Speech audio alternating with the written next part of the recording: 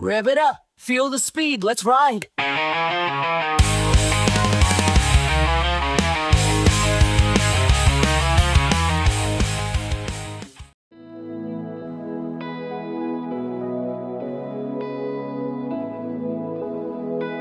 Ang Punta Quit Beach ay isang coastal area at barangay sa San Antonio, Zambales at napapalibutan ng kabundukan na nakakadagdag sa ganda ng lugar na ito.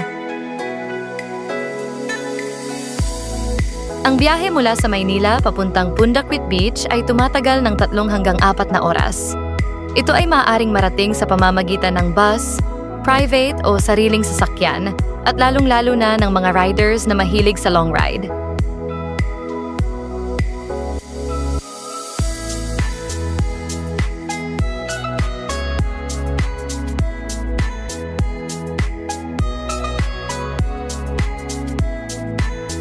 Ang Punta Quit Beach ay nakaharap sa West Philippine Sea.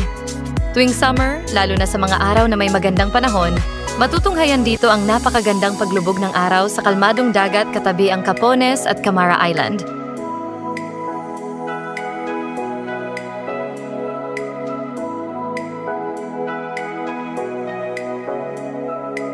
Ito ay kilala o sikat na lugar para sa mga island hopping tours na papuntang Capones at Camara Island. Dito din karamihan magmumula ang mga turistang nais pumunta ng iba pang mga cove at beach, tulad ng Anawangin Cove, Nagsasa Cove at Talisayin Cove.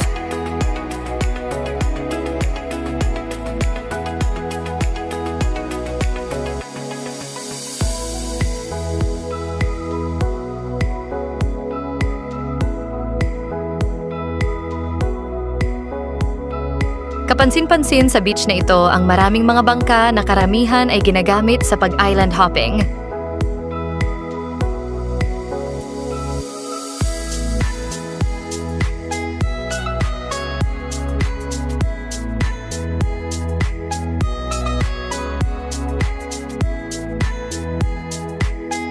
Sa pagsapit ng hapon, sa kahabaan ng beach nito ay masarap umupo sa buhangin. Mag-relax habang hinahantay ang paglubog ng araw. Tamang-tama ang lugar na ito para sa mga turistang gustong magpahinga at makatakas pansamantala sa bising buhay ng syudad.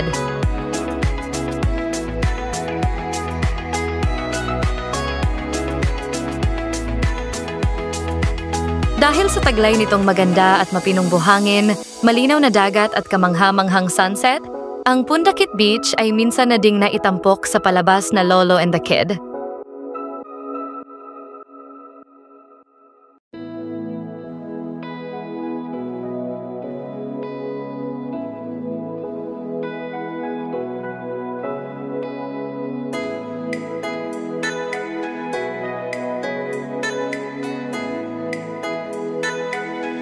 Kung dagat at pahinga ang hanap, sa Punta Quit Beach subukan pumunta. Ito ay masarap balik-balikan sapagkat sulit na at hindi pa mabigat sa bulsa. Thank you for watching and see you on the next video.